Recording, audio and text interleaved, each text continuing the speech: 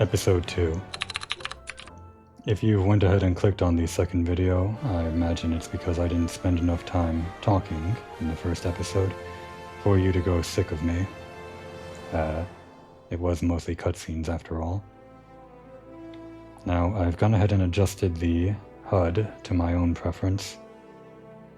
We can say the lore reason for that is that Komori was feeling disoriented from her long travel, and upon stumbling into the bar here, she took some time to get acquainted, and that's why the HUD is now less cluttered. I actually don't have a whole lot of RP in me to come up with a backstory for Komori here, other than maybe she used to be a resident of Ul'dah and ran away as a child during the events of the 1.0 story, and upon the Battle of Carteneau, where the moon of Dalmud came crashing down, she decided now would be a good time to come back home and check on things, only to find that everything is not as she left it. And from there on, I guess we'll have to figure out what she's going to do with her life. We'll start with Momodi, close to home.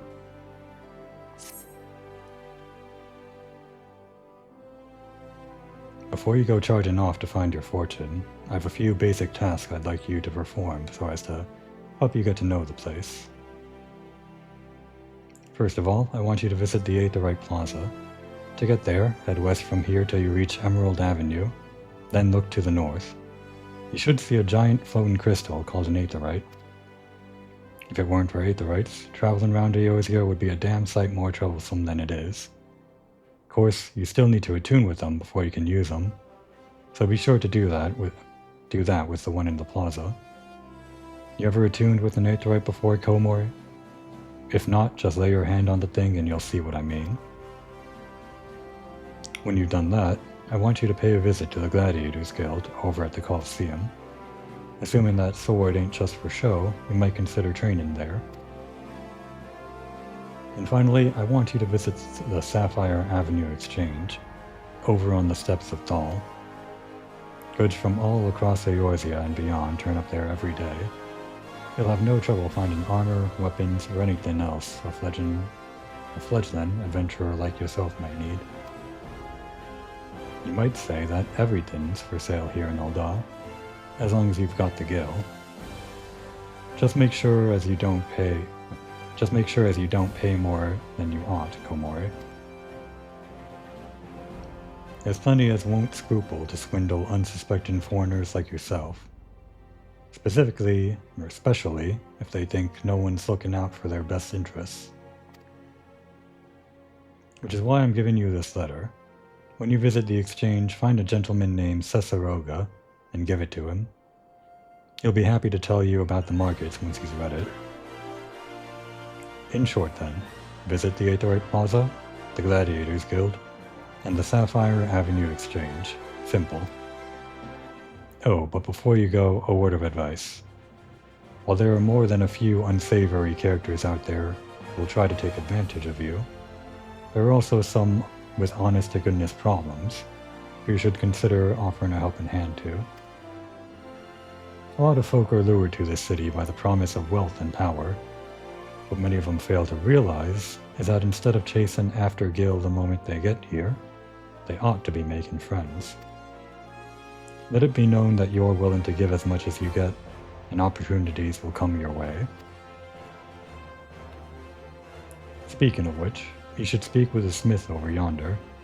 Those lads always have some good advice for up-and-coming adventurers. Otherwise, that's about it for me. It's past time you got going. Oh, and let me know when you've finished, will you? That way I won't spend my days worrying that you're down to your small clothes, without a guild to your name.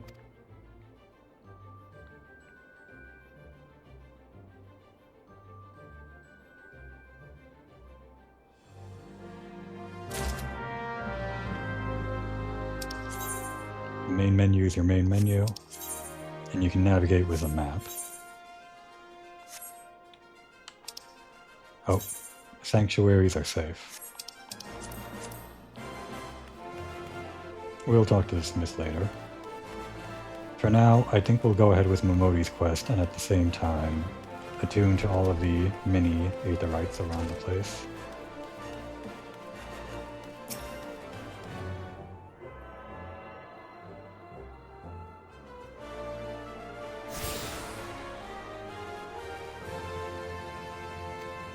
The Aethernet lets you travel along the city.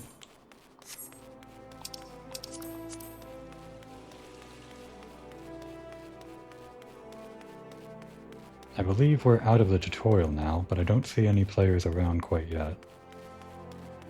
Ah, there we go.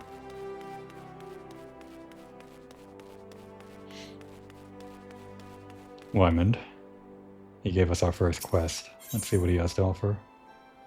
Due diligence.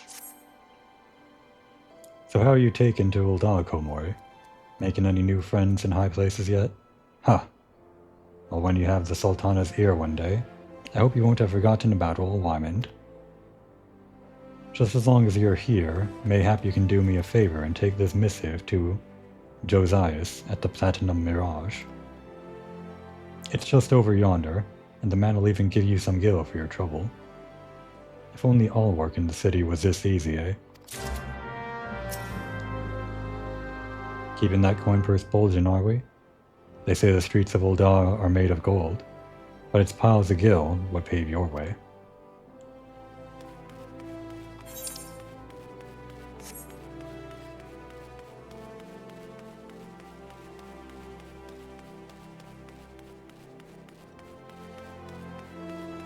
Only these aetherite plazas are a bit more packed. I guess the server that I'm in truly is underpopulated.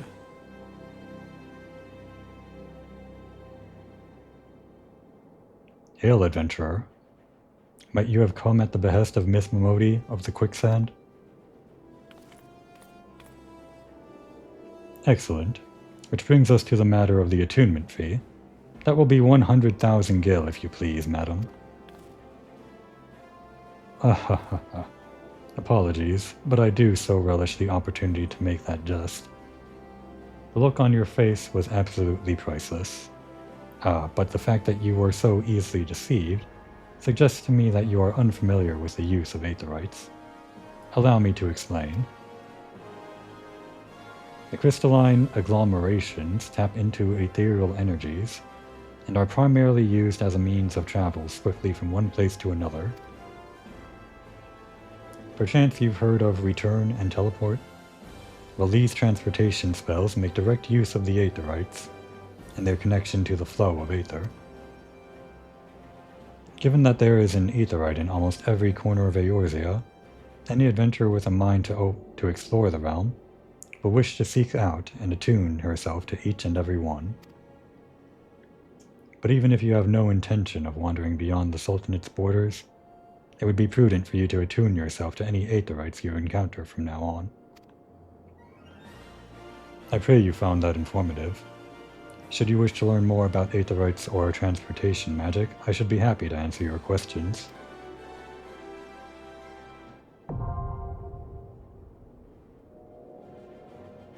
You're attuned to the aetherite, and you can use return. Return returns you. We'll set this as our home point. Oh, it already is. I think Komori probably thinks this guy is a bit of an asshole for thinking that she's an idiot that doesn't know anything about aetherites. But I'm sure there are some people that don't. Let's see. Finish the quest over here.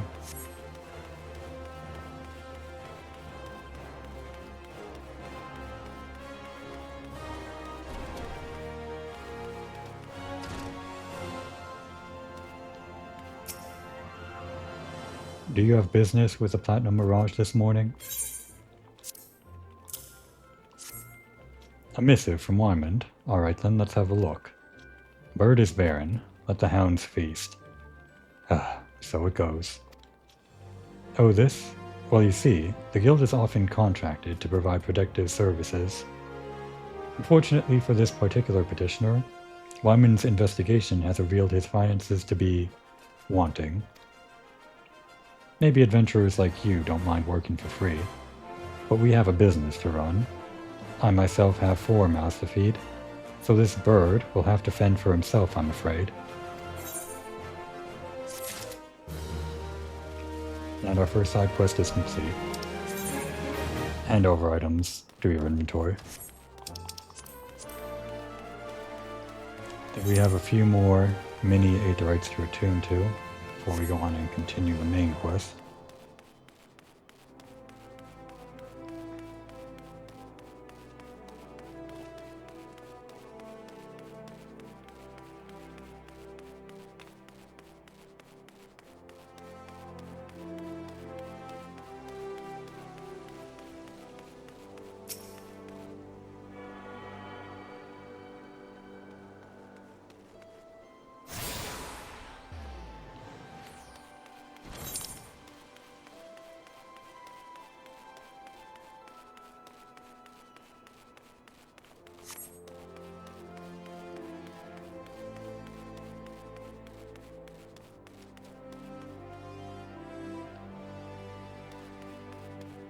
And here we are at the Gladiators Guild. I don't actually intend to stay as a gladiator for very long, but I will keep it in the background just to level it up.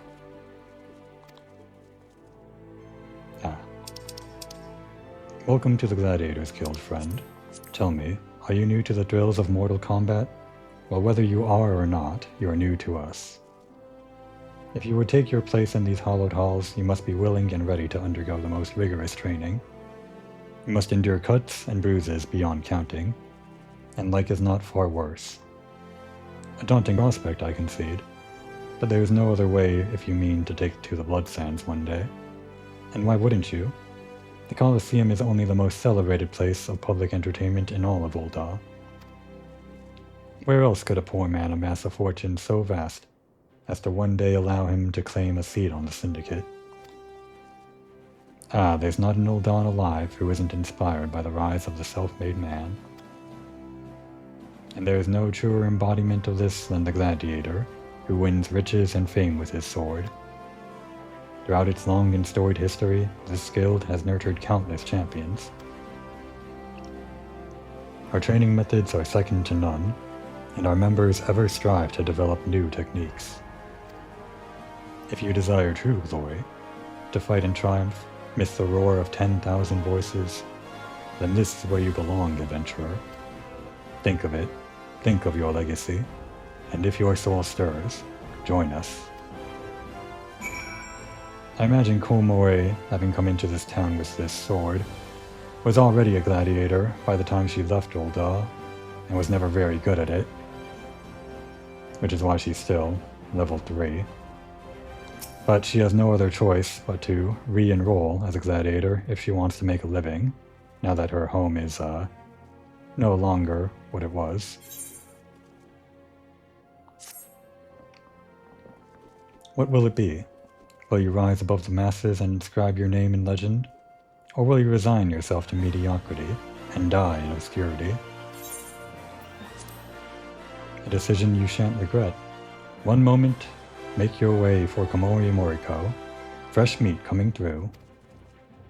Now then, before your enrollment can be considered complete, you must present yourself to First Sword Mila, seek her out and obtain her approval. I did say this wouldn't be a blind playthrough, but I am playing as classes I haven't played on my main character, Gladiator / Paladin included, so this set of quests will be new to me.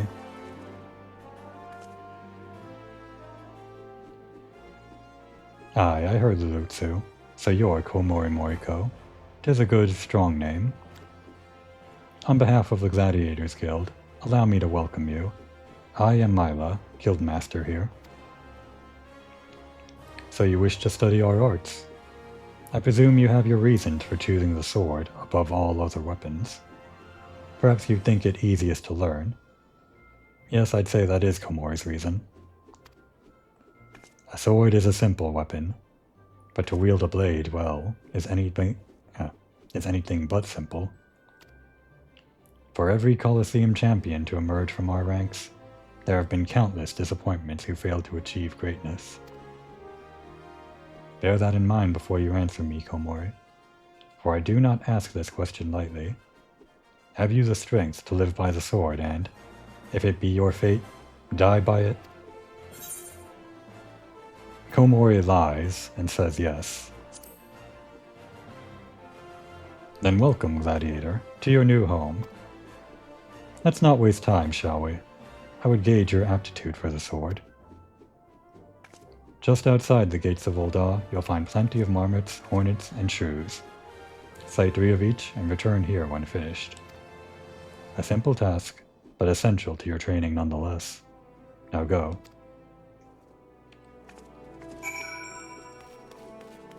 We'll handle those later, after we've done the main quest here in Ul'dah, and finished the tuning to everything.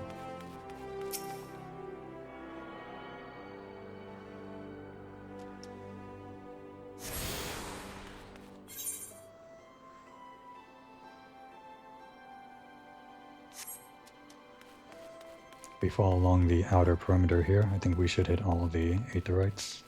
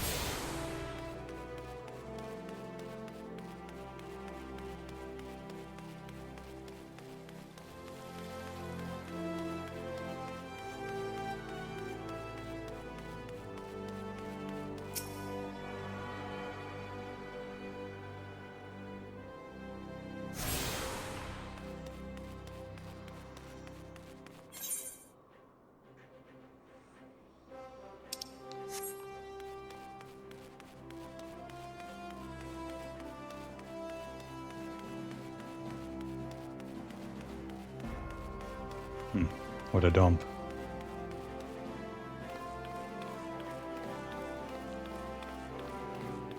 I guess this is part of the real Ul'dah, the way these people live.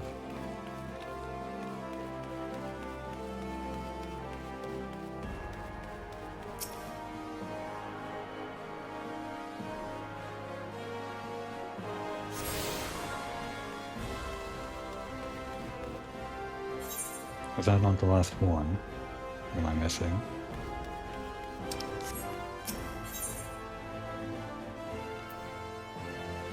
Ah, of course. We'll get to the upper level in a bit. And you are? Oh, a newly come adventurer, but of course. Yes, I am Cesaroga. What can I do for you? Ah, you would have me teach you the ways of the marketplace. Very wise. As for my fee, what? You expect me to do it for free? Surely you jest. My dear adventurer, when you ask an Ul'dah for a favor, you should at least try and make it worth his while. Judging by your garb, I rather doubt you could afford my services, but the fact that you offer nothing is laughable. Letter of introduction from Momodi.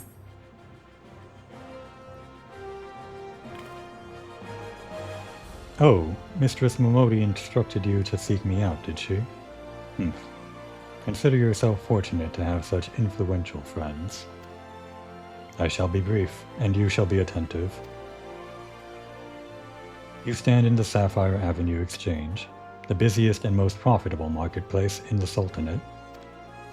Being advantageously situated in relation to the other city-states, Ul'dah's markets have ever served as both the literal and figurative centers of Eorzean commerce. All the great overland trade routes lead to our city, and the majority of maritime trade between Vilbrand and Aldenard passes through our ports. Because of this, countless companies and consortia have chosen Ul'dah as their base of operations. They see to it that this marketplace is awash with merchants and moneylenders day and night. Anything a man could ever desire can be purchased here, provided he has sufficient funds. Surely there's something you seek, adventurer. A deadlier sword, perhaps? Or a shinier trinket? Whatever it is you want, the exchange will have it. To the north, you will find merchants peddling armor and accessories, curatives and crafting materials. And to the south, you will find weapons, tools, and an assortment of other useful items for sale. Seek out a particular merchant, or browse to your heart's content, but do try to remain aloof should you find something that piques your interest. Decisions made in the heat of the moment are usually unwise, especially where coin is concerned. Ahem. That is the complimentary aid you shall receive from me, and far too much for my taste. My regards to Momodi. Now off with you. Yes, as he so keenly put, the marketplace is where you can get any items you need as an adventurer leveling up.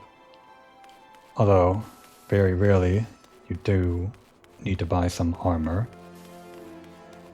Just because the way that you get armor through quests is a little bit scattered through side quests that you may not pick up going through the main story.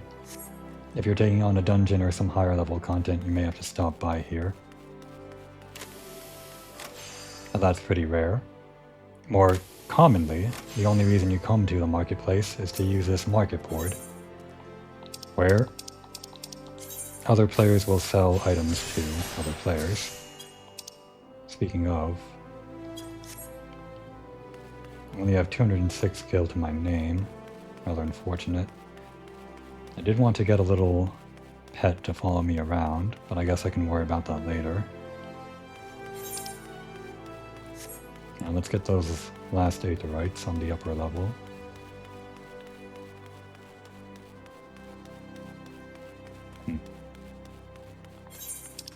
This lane goes in. It also leads back into the bar. Don't really use this back alley too much. Actually, once you unlock the Ethernet, you don't really walk around so much as teleport everywhere. It's been a while since I've seen a place like this. Let's say this is where Komori used to live. And now it's a no entry evicted household.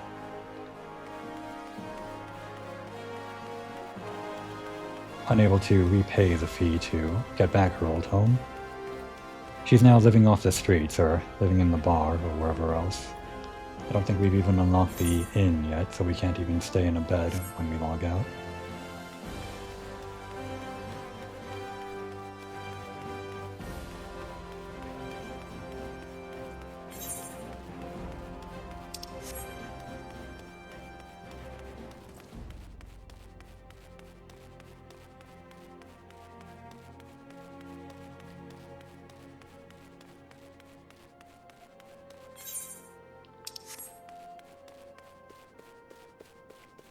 Although it's a bit of a maze.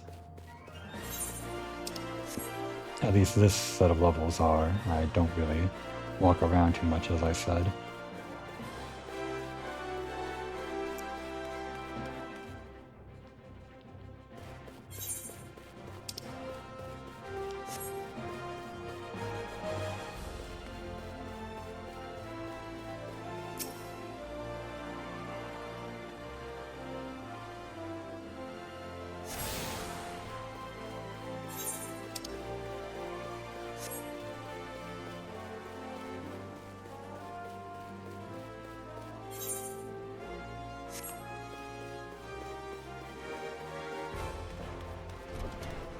I can never tell which doors open and which doors are not doors.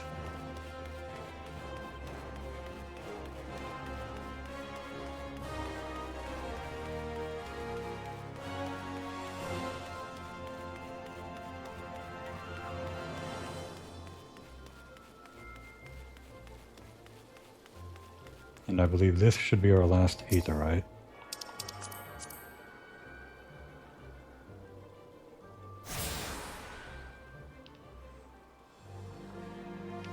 Yep, you tune yourself to all the Aetherites, and now you have extra destinations on the outside of the city.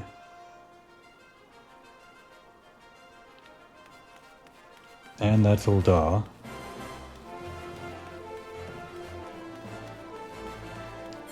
I guess this episode was merely a walk around of the city.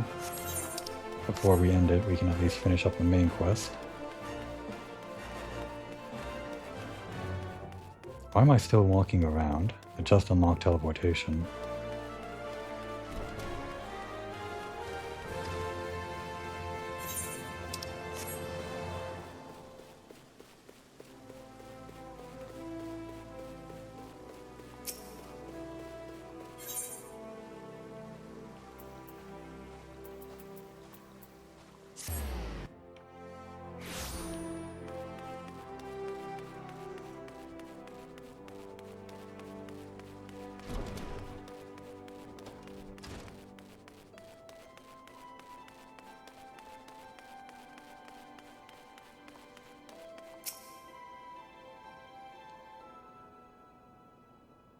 How was your tour of the city, Komori? Get lost, did you?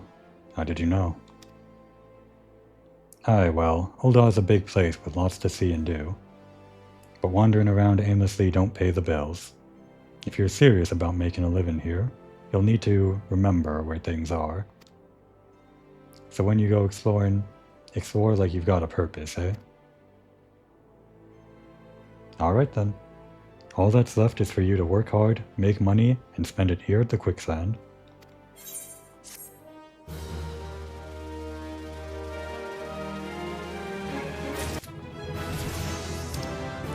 Before we've done any combat, we've already unlocked combos.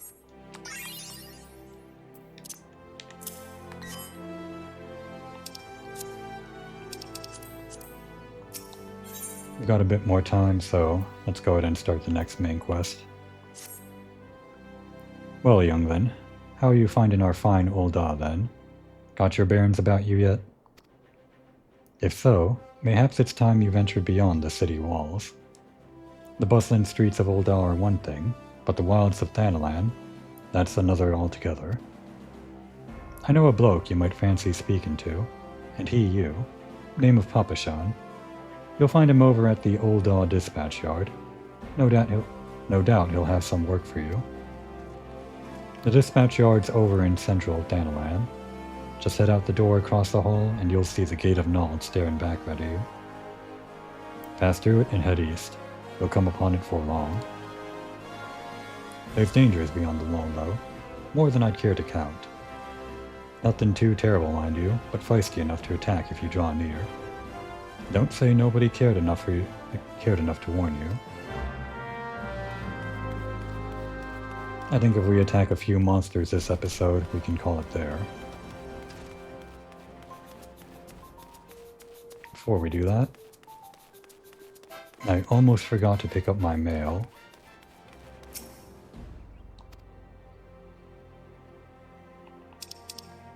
Greetings, tall one. I'm a delivery Moogle, Kupo.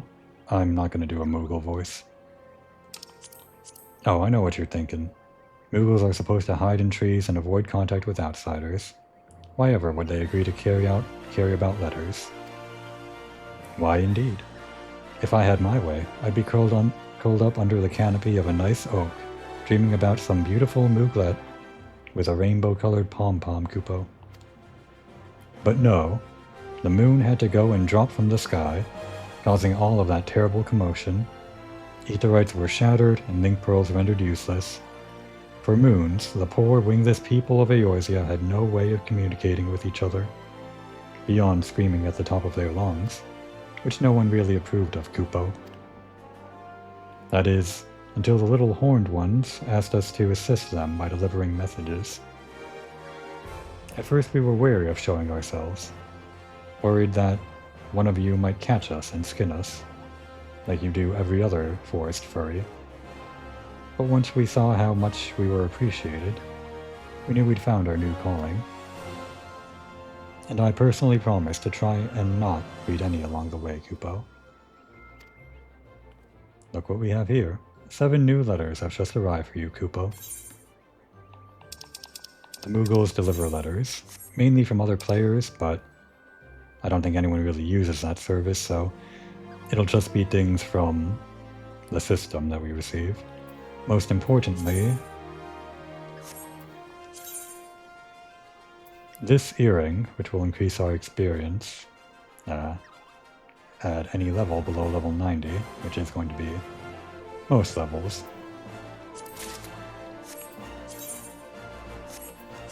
I think we'll leave everything else in the Moogle's inventory, just to keep uncluttered. Armory chest stores armor. Minions follow you around, like pets.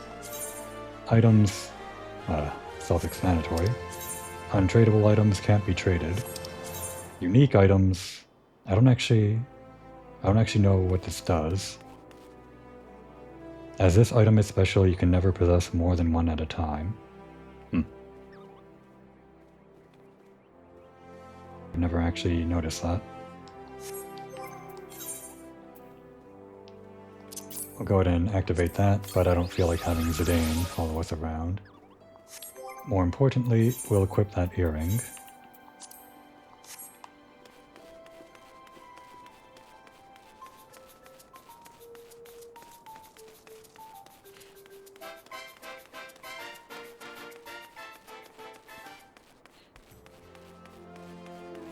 Now we do have the summer event going on for 2024 right now. I don't think I'll be taking part in it, in this new character.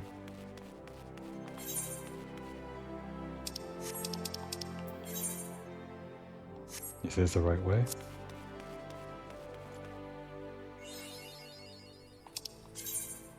Battle enemies, and achievements are achievements. We can take care of our side quest at the same time here.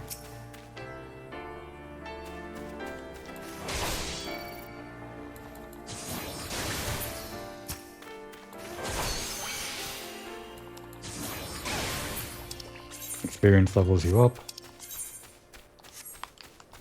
Found items can't be traded.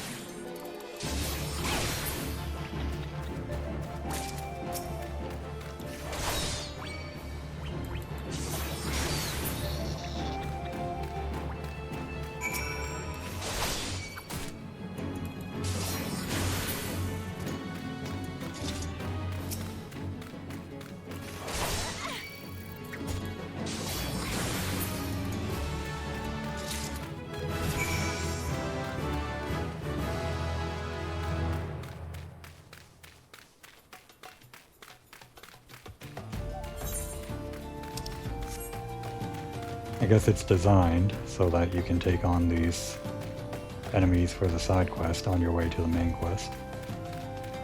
Good game design.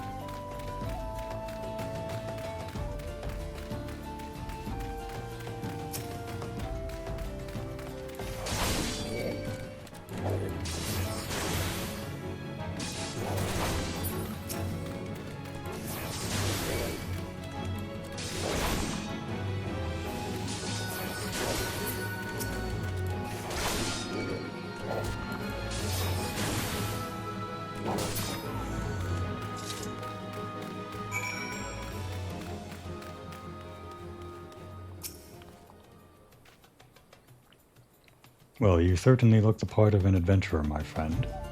Might you be the good soul Momodi advised me to expect him? I am Papashan, station master of this humble dispatch yard.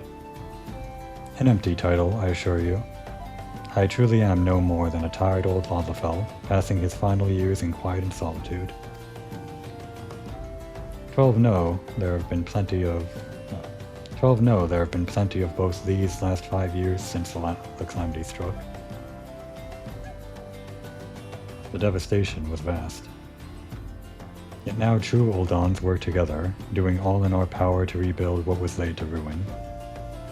By the sweat of our brows and the love of our home, we have rebuilt Ul'dah to the grandeur and majesty that you see today.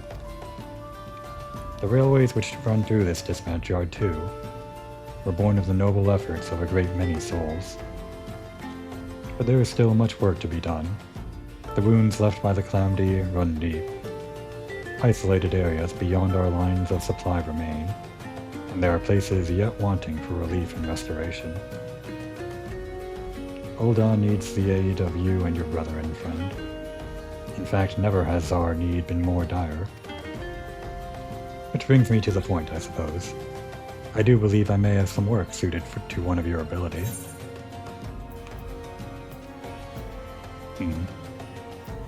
Our character takes strengths, but I'm actually thinking of picking up a magic class, so we'll go with this. Going up pretty quickly. I don't mind it. We'll take Papa Sean's last quest here and call it a day.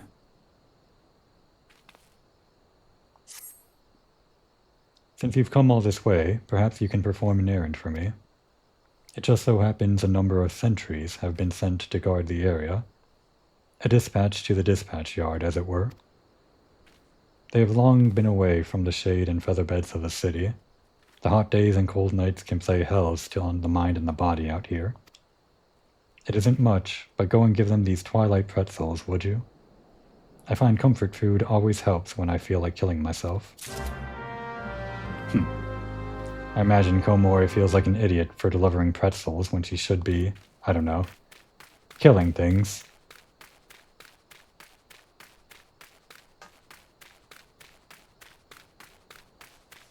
But I suppose she won't be complaining about anything that fills her pockets.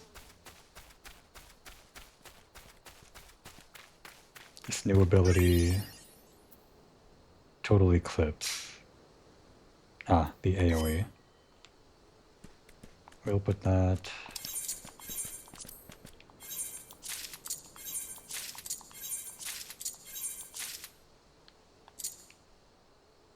here.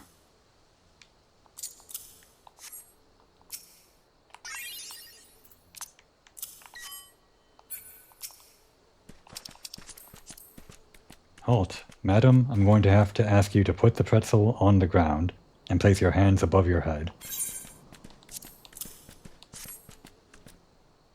State your name and business. A twilight pretzel from Papa Sean? By the gods, forgive me. You could say this new post has my nerves in a twist.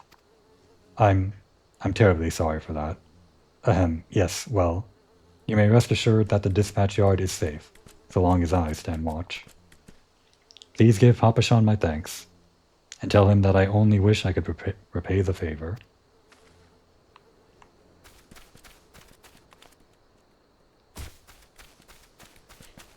Fall damage won't kill you in this game, but if you fall near an aggroing enemy, you will die.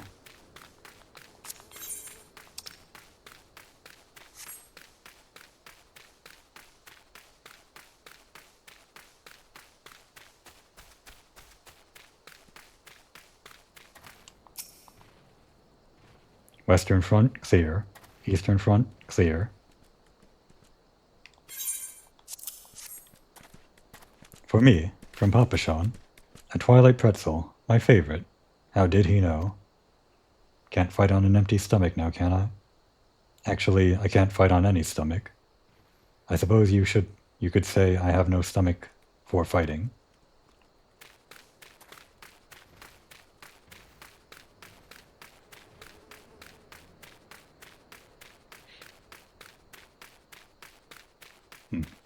I'm used to flying around on a mount.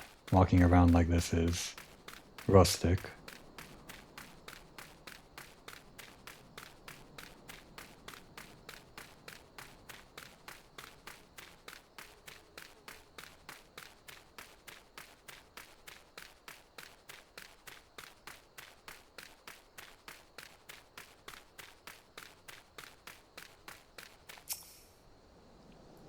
"12 save me. Scorching days, freezing nights. This post will be the end of me. A twilight pretzel? Don't mind if I do. Ah, now that's a refreshing goddamn pretzel. I feel reborn."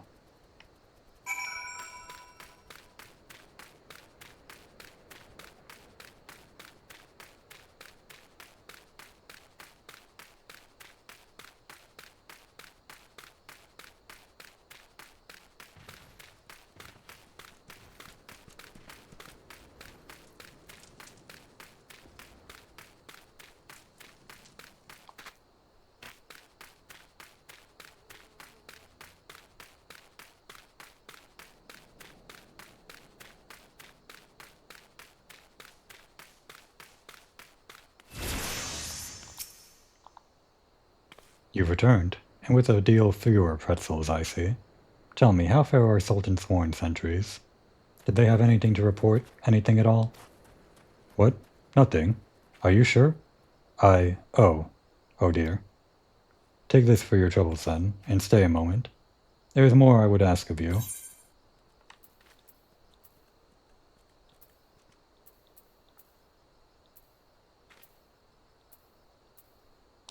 Yes, I think I'll pick up the mage class while we're here in Ul'dah, so ahead of that we'll get the magic gear.